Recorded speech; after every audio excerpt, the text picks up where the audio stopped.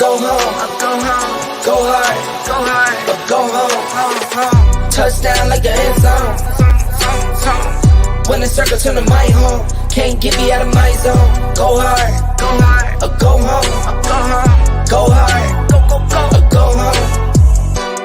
Yeah, these championship rings on my hands now. In my head I'm top 10, yeah, that's hands down.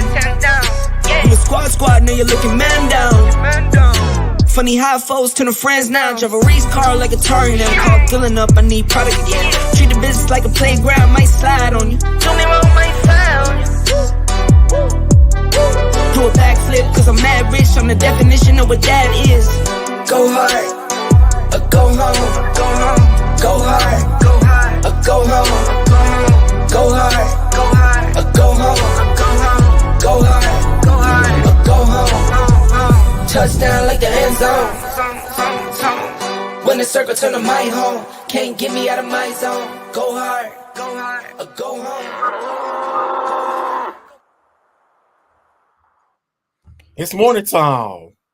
Good morning on a Monday or Friday. It was a Friday. It's Friday morning. It's Friday morning.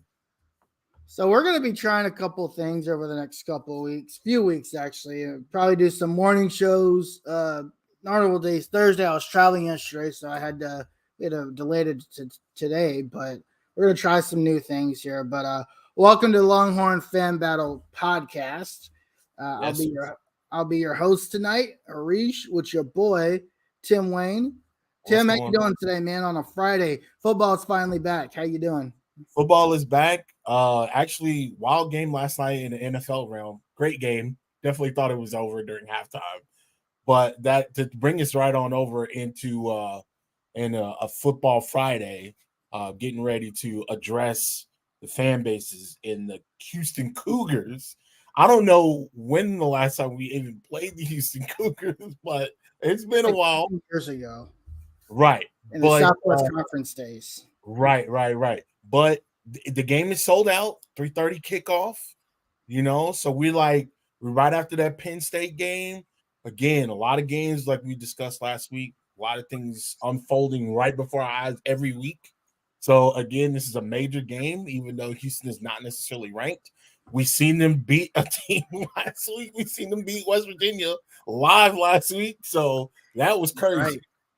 That was a really interesting game. And for those of you Texas fans that don't know, we'll talk about this in the Texas versus Houston segment. The quarterback for the Houston Cougars is the transfer from Texas Tech last year that beat Texas in Lubbock. So yeah, we'll see how that goes. I'm not convinced, and we'll talk about this later. I'm not convinced that this game will be close. It shouldn't be close. If Texas is as angry as they are, but we'll see. Before we get started, there's a lot to talk about. We're all very, very excited. But please, we are brought to you by the Fan Battle Sports Network. Tim, you got any articles up there, man? We're not doing very well on the article front. I have articles ready. Okay. I do actually. I have 2 that are ready. So whenever we want to put them up, we can throw them up there. Tim's got some articles for you guys that are ready to go. So we'll make sure we get some articles up there. FanBattleSports.com. Not only do we cover the Longhorns there, we also cover the entire AFC South, including the Jags, the Colts, the Titans, and the Texans, who are surprisingly doing very well. Right. I mean, the Colts actually doing okay as well, except Anthony Richardson's gone. Yeah. But hey, we'll talk about that's a Tuesday night thing. Each show has their own unique podcast time, as well as we have a big AFC South Fan Battle podcast on Monday nights, shortly after the game. Hopefully, we're hoping to get more podcasts on. So if there's a college, an NFL, an MLB, a major, whatever team, basketball season starts in 5 days. If there's any type of team that you guys like to support, please go fanbattlesports.com. There is a contact page on there. It will send that to us, and we will get you guys all set up with the whole shebang so you can start podcasting. So fanbattlesports.com, and we'll see you guys there. Also, of course, follow us on Twitter. Tim, we are up to 140 followers. No, we're at 155. Listen, as a guy that utilizes Twitter a lot, I will say, sir, you have put in a tremendous amount of effort going on. But this is what you do best, right? Like, this is Longhorn Fan Battle. We like to talk trash. That's right up your realm. That is easy. It's pretty easy for you to get in there, include yourself in a thread or a conversation that ain't got nothing to do with you. But hey, you're gonna go ahead and do it anyway. You know what I mean? So, hey, man, it's you getting in there, letting people know that Longhorn Fan Battle is here and that we like to talk trash. Well, you like to talk trash. I just like to prove people wrong. But if you like to continue to talk trash with me, at LH Fan Battle on Twitter. I don't call it X. I'm still not in the X realm. No, it will never be X. It will always be Twitter.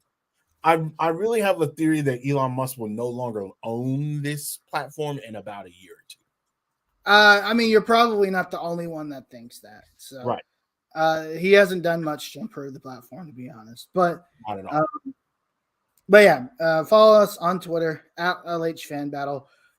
The other thing we need to talk about: follow us on YouTube, Longhorn Fan Battle. We are up to 15 subscribers. Hopefully, continuing to grow. Follow us on Longhorn Fan Battle on YouTube. You'll be able to comment. You'll be able to interact with the stream. That's where you get a hold of us. I'd like to start doing some Q&A stuff. And we probably should have done this last week thinking about it, where we allow, just do a Q&A. And I have an idea for a segment. It's a buy or sell type interactive activity. I'll bring that up to you. Buy or sell. Yeah, I want to call it something different. Right. So, but we'll talk about that. We'll bring you guys a new segment, allow you guys to ask us questions in the same format, and we'll spend time like 5 minutes a week, doing that. So follow us on YouTube, Longhorn Fan Battle. All right, Tim. So where I want to start today, actually where you want to start today, and we'll do that first, is you wanted to address the OU and the Texas fan bases. So I'm going to mute myself. I'm going to give you the floor, and I want you to say what you have to say because I know I have a tendency to get really excited and interrupt you, but I want to hear what you have It's to say. all this is what it's all about, right? I'm going to give you the floor. Okay, so I just want to address the fan bases, both of them, Texas and Longhorn, Texas and Oklahoma, from this perspective. From what I've noticed, and me and Harish have talked about this ad nauseum, just throughout the week. You know, we talk on a daily basis, usually about sports or what we've seen or something else that we both have an interest in. And from what I've noticed is just I just want to tell the Texas fan base it's not the end of the world. And I want to tell the Oklahoma fan base that you haven't won the national championship. This is we still have 6 weeks to go, right? From a perspective of we got October, we've got 2 weekends in October to go, we've got all of November to go, and then that first weekend of December is usually championship weekend. Based on conferences, depending on, some places. I think Pac-12 is usually earlier. They usually start earlier within the week, like a Friday or like a Friday, maybe even a Thursday, and then the other conferences continue on with their proverbial championship games. It is not the end of the year. Like, we're nowhere close. We're in that medium point. Texas, let's just be honest. Texas, you got punched in your mouth a couple weeks ago, right? You had a win, you blew coverage, and Dylan Gabriel threw a great pass to one of his wide receivers to get that late touchdown. Hey, that you got to take that. Like, we both didn't think Texas was going to go undefeated, but we both had Texas beating Oklahoma. But hey, it didn't work out that way. From the fan bases, you got to let these guys respond, right? The best thing to do in a response is, again, if stuff isn't working, you go back to the basics. And from this perspective, we lost. So if you lost, let this be a wake up call. Let this be a wake up call to, like, hey, from now on, like, we got to play a full game. You got to look at it from this point. In Oklahoma, I don't care what y'all say, you beat Texas on one of their worst games of the year. They had penalties. They had drop passes. They weren't getting calls. They weren't running the ball effectively. I don't think Sark called a great game at all, and you still only won by 4. Okay, so I don't think, and this is just me speaking, and I don't want to speak for Harish, but I believe firmly that both of us believe that you will see Texas again, unless something happens in December, in 6 weeks, right? So for you Longhorn fans, this is not over. For you Oklahoma fans, you still got and I pulled up the schedule. This week you have UCF, you have Kansas, you have Oklahoma State, you have West Virginia, you got BYU, and you got TCU. Now, again, you guys are not God beaters. Like, you barely beat SMU. You struggled in one half against Iowa State, and you struggled against Cincinnati. So, again, you're not world beaters. You beat Texas. That's great. But don't let that be the only thing. Like, I kind of feel like Oklahoma and Texas are doing the same thing. Like, where, okay, we beat Alabama, we can do no harm. Nobody can beat us. Like, it feels like that. And that is going to – if the players get to that point, that is going to be bad, because there's going to be a big letdown within there somewhere. If you play down to your competition, or just because you think that you beat Texas, you're going to beat everybody else. It doesn't work like that. And my last thing that I want to say is, like, again, and we'll get to more of this when we talk about Texas versus Houston, is that if you're a Longhorns fan, or if you are a Longhorn football player, this week is a week where you and your team needs to go and punch somebody in the mouth. Let people understand and let people know that you are not to be messed with. I'm really trying not to curse, because my mom does not want me to curse on this here platform. So I'm trying my best to keep it in. So again, This is the weekend where you go into the University of Houston. You go into that beautiful little small stadium. Don't get me wrong, it is a small stadium, but it's beautiful. Go get you some French's chicken afterwards. Take their cheerleaders and go home, bro. Like this is what you need to do. You need to go in there and you just need to run them through the ground. The University of Houston cannot stop a nosebleed. They are not. I can't even remember what they are ranked defensively when it comes to the rushing attack. They are not one of the worst rush defenses. Yeah, it's not good. Like, and again, we know what they do offensively. They always have somebody on offense that is very, very good. They've had it for years. They always have somebody that stands out. Yep. But defensively, these guys are not where they need to be. This needs to be Jonathan, the Jonathan Brooks show, the CJ Baxter show, Quinn Ewers show. I don't care who, I don't care what. You give that person that ball, whoever's in the backfield, and you run it down their throat, and you continue to run it down their throat for 4 quarters. This should not even be close. And that's all I want to say to the Oklahoma fan base and to the Texas fan base. Oklahoma, you have not won anything. You did beat Texas. Congratulations, right? You got a year of smack talking, okay, that you have. But again, I believe we will see you in 6 weeks. Texas, this is not over. You need to thump everybody that is in front of you, and you do not need to be or play down to anybody in front of you. You are better than, I would say, 99 to 100% of these conference. You're better than everybody in this conference. On paper, you need to go out there and prove it and just mow everybody down.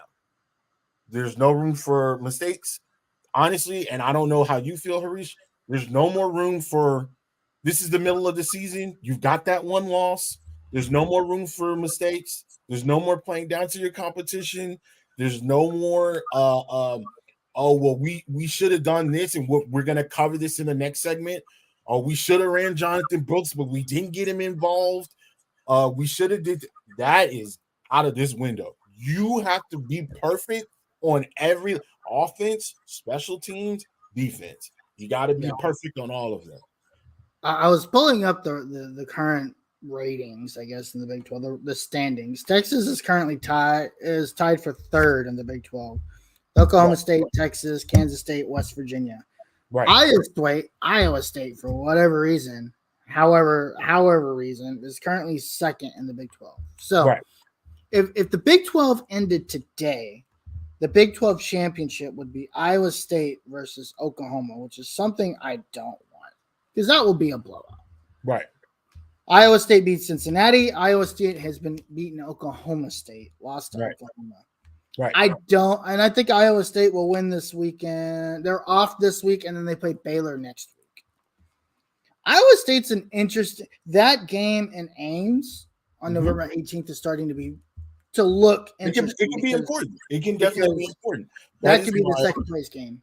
Right. That's why you have to run everybody ragged. I don't care who is in front of you. You cannot go into these games anymore giving teams the opportunity or giving teams hope.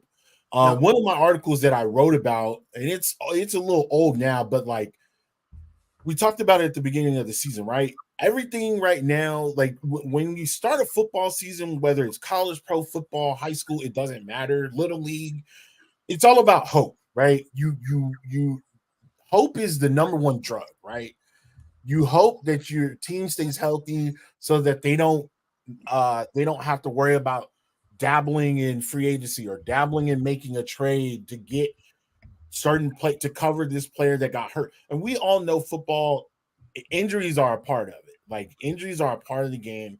We understand that. But it's you start off with a hope. At least I've always had. Like, listen, we got a good roster. I hope we just stay healthy. I hope we're able to do this. I hope we're able to execute. Hope. That now, being that we're in the middle of the season, that's gone, right? There's no more wondering. There's no more hoping. You have to execute. You got what you got at this point of the season. Yeah, you got what you got. You got to work with what you got at this point in time. Like, there's no. And we know Texas is good. We know what Oklahoma can do. Iowa State is they're I don't want to say that they're hanging around because they're beating people, but it does like you don't want to give anybody hope when you're playing them because if you give them the hope, that might give them enough courage or give them enough gumption to be like, hey, we can do this. Yep. Like football is an emotional sport. You need to come in and you need to be controlled, but you still need to be able to have a controlled rage, is what my coach would say. You need to have that controlled rage, and you need to really go out there and just demolish people so that they have no hope that they would be able to beat the University of Texas. Sark talks about this a lot, where it's like it's good to have emotion, but you can't be too high or you can't be too low. Right. Like, It's and control. that's basically what you were talking about: is controlled emotions, controlled hope, controlled what. Now, as a fan base, you do whatever the hell you want, but as a player, as a coach, as a member of the University of Texas or the university or any university, right? You at the end of the day, your job and your goal is to win every game or as many games as possible to get, because we're until next year anyway, right? There's not room. There is zero room for 2 lost teams. And if you look at the top of the conference, the top of the standings right now, and by the way, after this week, Sunday, 4:00 Eastern, probably on ESPN, is the very first playoff rankings. So winning, we're going to find a lot of things will start to clear itself out. Penn State plays Ohio State tomorrow. And they play at noon. That's early. They play an early game tomorrow. So there's a lot of still big matchups tomorrow that's going to start to shape the nature of the college football world tomorrow. But anyway, to wrap this up, OU, calm down. Texas fans, chill out. Like, well, basically, it's fine. There's a lot happening. There's still a lot to do, and I'm kind of guilty of this. Stop playing the scenario game. Hey, if we did this, and you see a lot of this on Twitter, right? What if, all 18 of these teams only went undefeated and Texas had 1 loss, but Texas's 1 loss is to this team. But what if this team did this to that? Like, you can play scenarios, and that's just what we do. Right. So, and what really took this over is really yesterday, and I did send it to you because it pissed me off. I'm not going to lie. They went on ESPN, they like this. They're curators, right? They're going to talk about controversial topics. So the controversial topic that they put out yesterday, and I'm pretty sure you saw it, is if everybody wins out, right? Everybody wins out. Do you put a 1-loss Alabama, a 1-loss Oregon, or 1-loss Texas in the playoff? Like, which team gets put into this proverbial playoff if these teams were to win out? To me, it would be Washington or Texas. I don't think Alabama's in that. I don't think Alabama's in that conversation. Well, to me, I will say this. I would actually say Alabama, Texas. Here's why.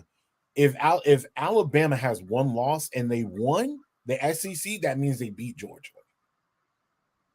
Yeah, but the Pac-12 is probably the best conference in the nation this year. No, the Pac-12 is definitely the best conference in the nation right now. So that holds weight. And Oregon would have lost to Washington, which probably would have then beaten Washington, who's ranked, right? A top 10 team. They would have beaten USC. They would have beaten Utah.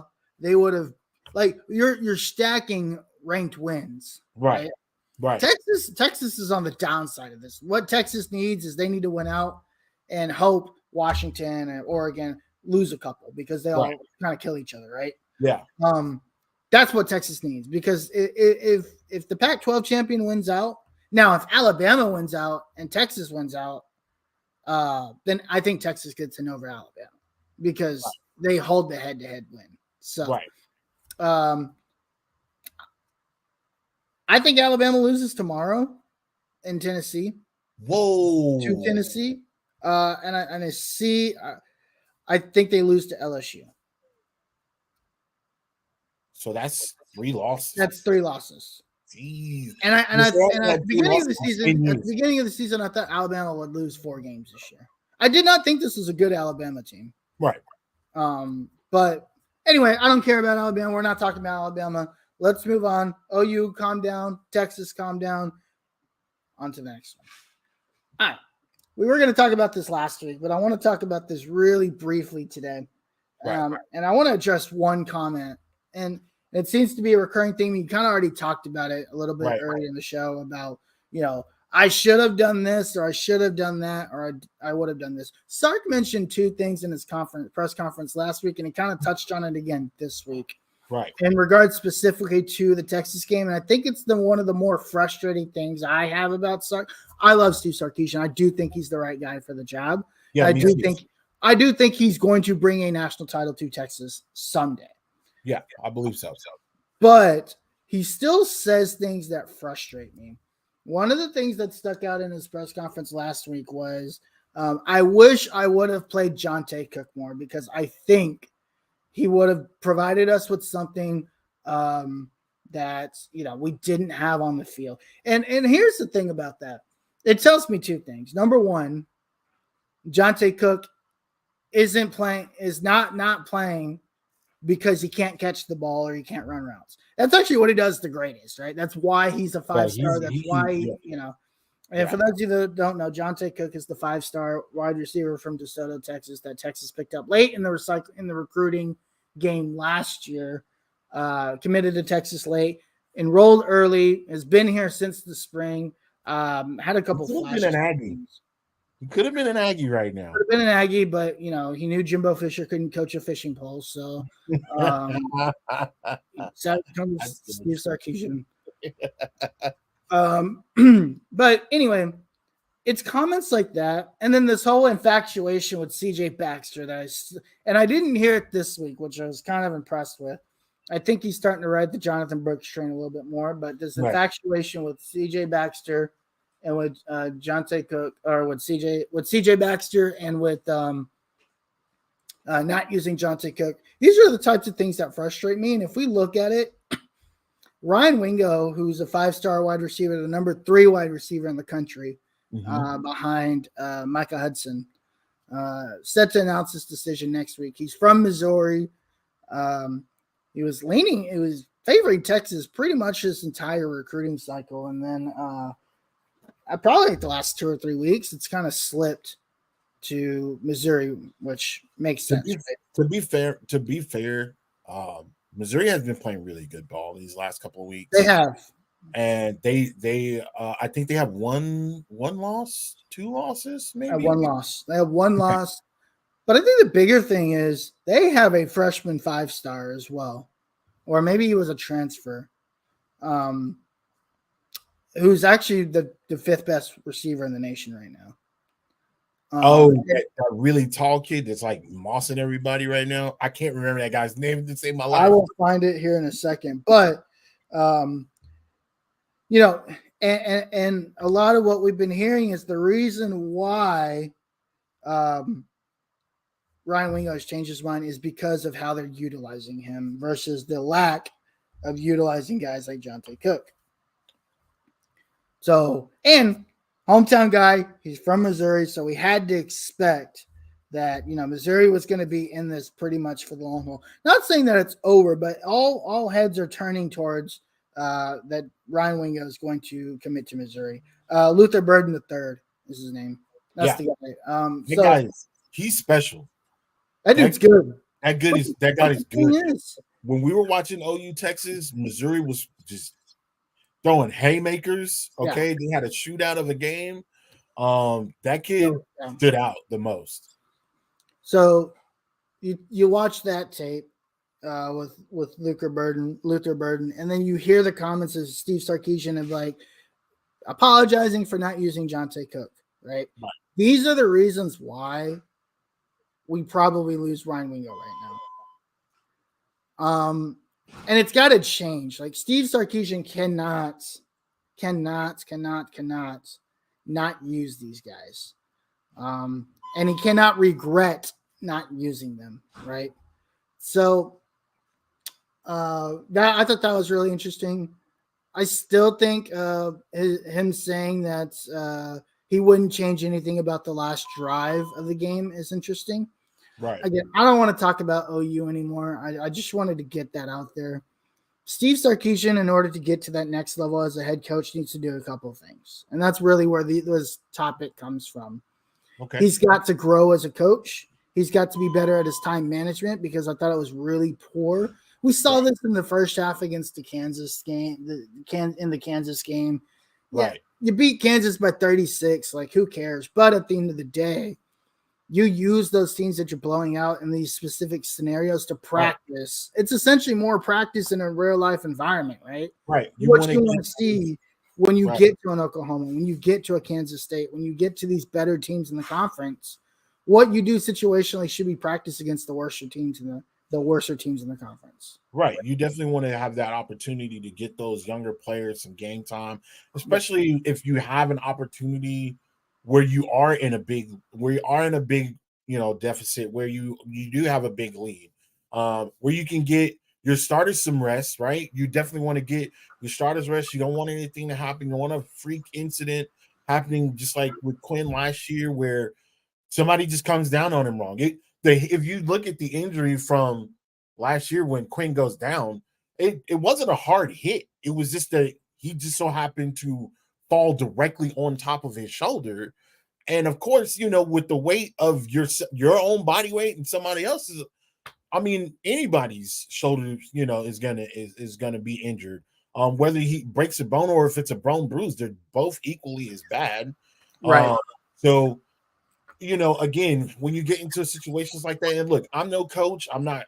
That's not my calling. People have mentioned that I should do something around coaching. That I don't feel like that's my calling. I don't feel like I have that type of patience, but I do understand more than what the average person or more than what the average fan would understand when it comes to being that I play football past high school.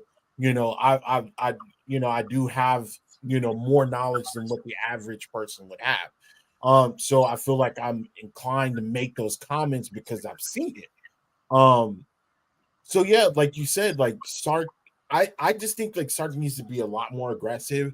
I think he needs to again utilize different packages. He is so good at being a play caller that it almost looked like it looked like a stale game versus Oklahoma. And again, just like I don't want to keep harping on Oklahoma, but I mean, we had a bye week last week, so I mean that's the only game that we have to talk about in reference to this upcoming game versus Houston. But yeah, like I just feel like he should be a little bit more aggressive, get some more packages, just give different looks. It seems it's starting to look stale. Like that was one thing that I didn't necessarily like about Herman, is that Herman would come out, they would have these great halves of football, and they would throw these different formations, these different subs, and all this different stuff out there, and then come out in the second half and look or play a dub or vice versa. They come out slow, and then the second half they got all these different formations and subs and different looks. And so it's just like, let's just put all of this together. And I feel like this is an ongoing thing for Texas for years. Is just play a complete game, dog. Play a complete game, finish the game out, be aggressive, give different looks. Like let's eliminate the small stuff, dropping balls and overthrowing people and stuff. Like this has been an ongoing thing for years since Herman, before Herman, right at the end of that Mac Brown era. It's just like hasn't happened in a very long time. And even this year, I don't even think Alabama was a complete game. It's the closest to it we had. But we haven't had one since. The only reason why I say Alabama is a complete game is because we saw Sark be aggressive from point A to point B. Like from quarter one to quarter four, Sark was aggressive. 4th and 1 in the third quarter. Oh yeah, you're down. Let's go for it. Yeah, I don't care. We're going for it. We trust our defense. We're gonna stay on the field. On our offense, we're running the ball very well. We're gonna continue to run the ball. Let's go for it. So I think that from that point, that was a full game. The scary thing is we have not seen a full game since Alabama. Correct. Why does it take Alabama for you and your boys to play a complete game? It should not be like that. Right.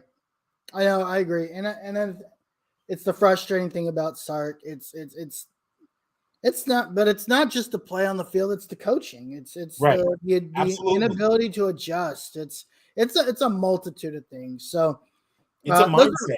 At those this are point, it's a mindset. exactly, and until they can get past this, I don't think this Texas team can take the next level. And I think they hold themselves to the regards of potentially losing another game this year with this mindset, because there's still a couple.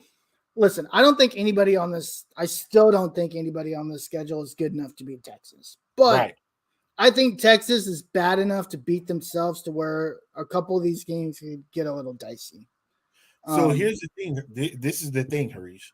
The great thing about a bye week is that depending on coaching, right? And this, to me, this is how I would address it. All right, we have two halves. We have the first half and we have the second half. The first half is over with. We lost the first half. This is the start of a new season. You've got a bye week.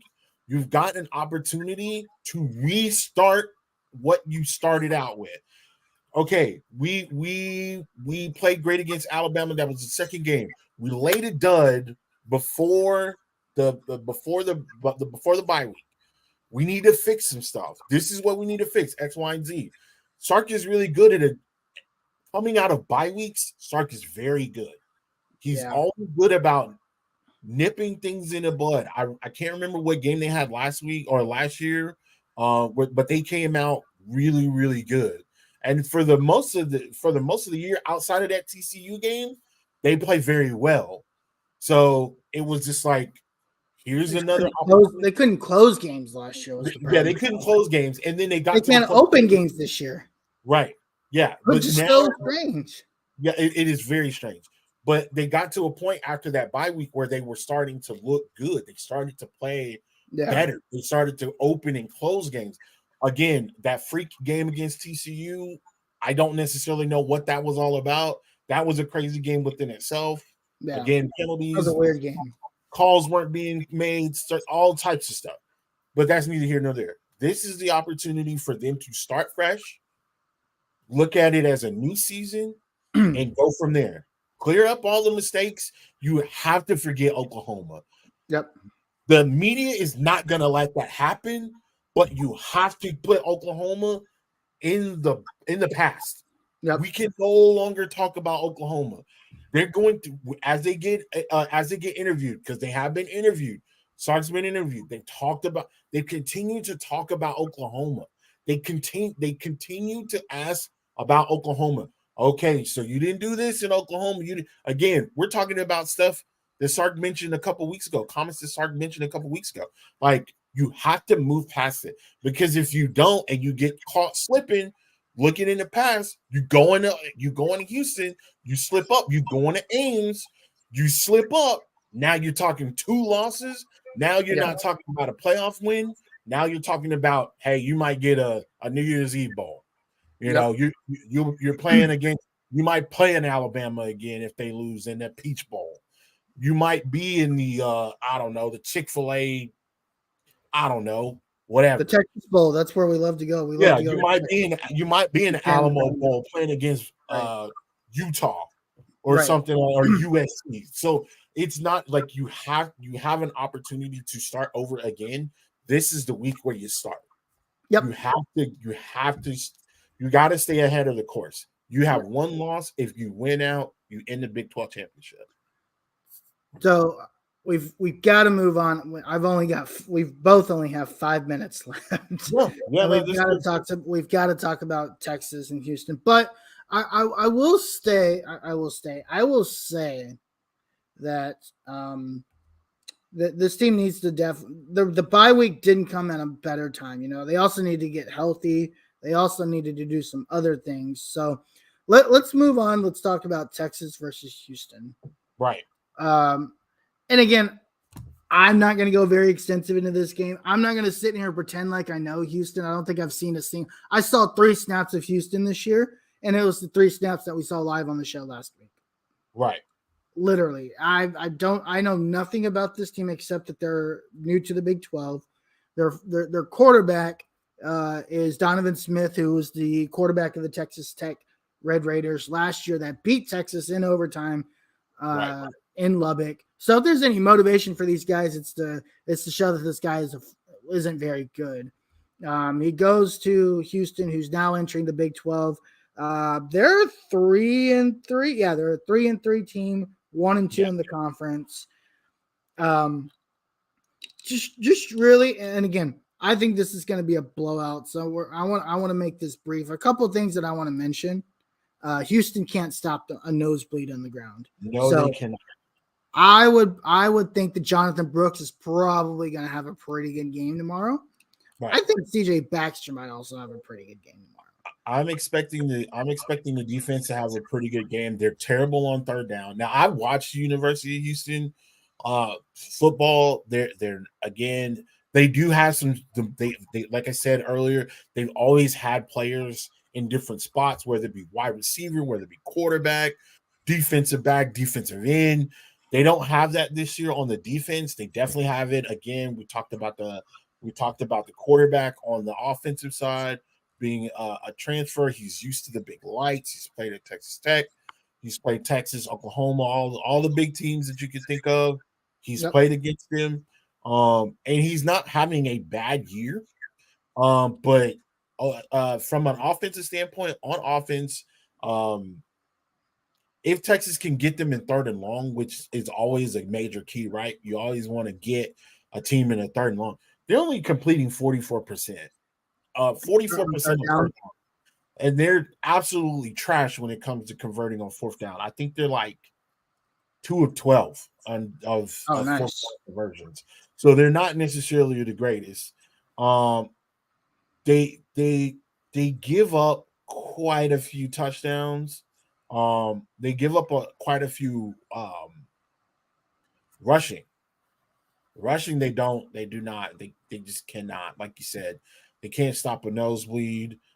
They average about 134 yards a game, but they're only averaging four yards an attempt. So they are very, very big on rushing. The quarterback has only thrown about over 1,000 yards, maybe around 1,500 yards in 6 weeks, which is not necessarily great. It's not world beating, but it's not also, not bad. Horrible. Yeah, it's not horrible.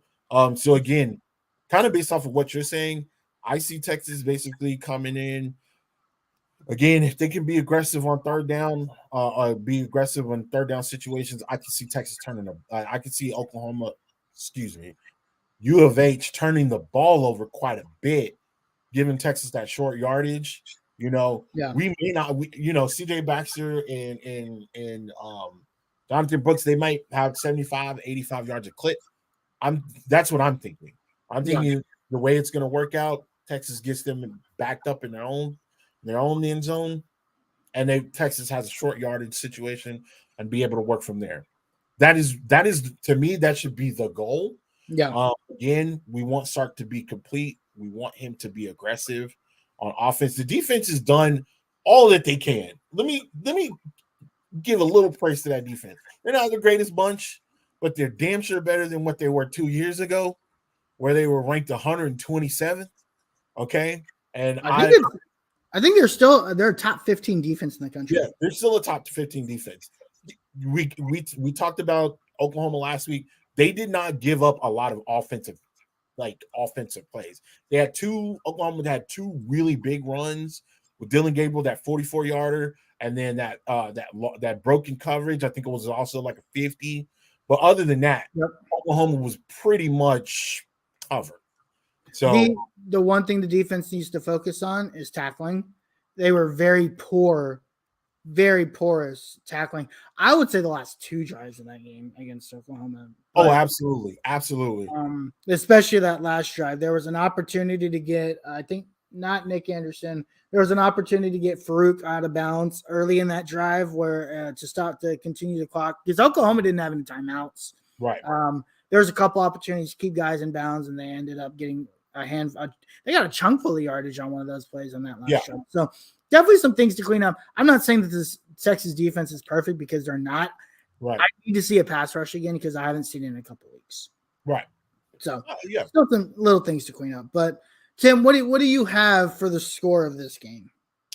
I have Texas 50. I have the University of Houston 17.